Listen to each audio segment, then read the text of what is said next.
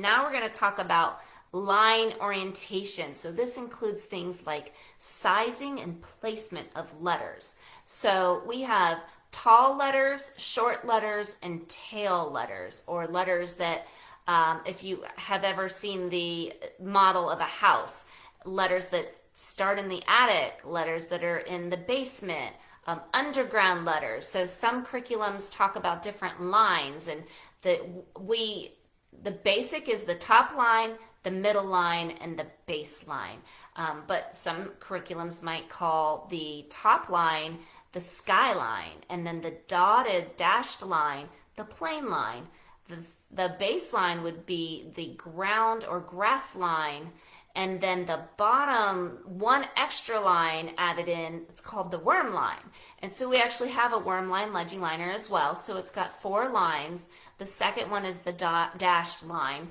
I like to call it the fence. So I think it's just very simple to say top line, fence, and baseline. So that can help the student know whether some of their letters hide under the fence, or are their letters starting above the fence, and do their letters go below the baseline, below underground letters. So that's fun. We can use handwriting paper that has blue for the skyline, red for the fence, green for the baseline, and brown for the underground worm line. So that is what we have: tall, short, and tail letters. In order to get your letter in the correct position and on the correct line, we need pencil precision.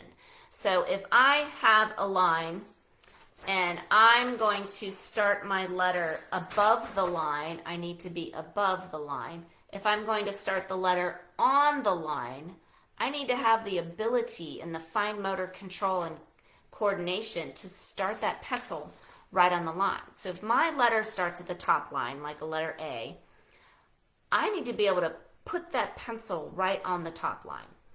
If it's below the top line or above the top line, then I've already missed the pencil precision for placement. So we have starting points and end points. As you make the lowercase, let's say E, does it start in the middle, bump the top line, bump the base line, and then stop? A letter X, does it start on the line, diagonal down to the line, jump up, diagonal back? Do those start points and stop points, do we have pencil precision? Okay, so another thing I like to teach with those lowercase letters is the lowercase letters can sit on the line or they can stand on the line. So our short little letters stand on the line and they're under the fence. Those are letters like A, C, E, M, N, X, Z, all the short letters. But we have 5 letters that sit on the baseline and their legs dangle down. So or their tails dangle down, however you want to say that. So if your student can memorize J, G, Q, P, Y, then those are the 5 lowercase letters that sit on that baseline and let their tails dangle down. And we only have 7 lowercase letters that are tall. So a letter that is tall would be BD, FH, TLK. And I made up a little fun saying for this that the BD stands for bad, the FH stands for fish, and TLK stands for talking. So the bad fish were talking. And so that's a way, if your student can memorize BD, FH, TLK, bad fish talking are the only ones that start all the way at the tippy top skyline. And then the JGQPY are the only 5 that go down to the worm line. Then that can really help your student with their placement of their letters and their sizing of their letters. Okay, another thing that helps with placement of letters and start points and stop point is called raised line paper. So there is some lined paper out there that has a little bit of a thickness to each line where the pencil can feel there's a stop point. So if your student's often going beyond the lines, you can use a raised line paper, and then those are also able to be used for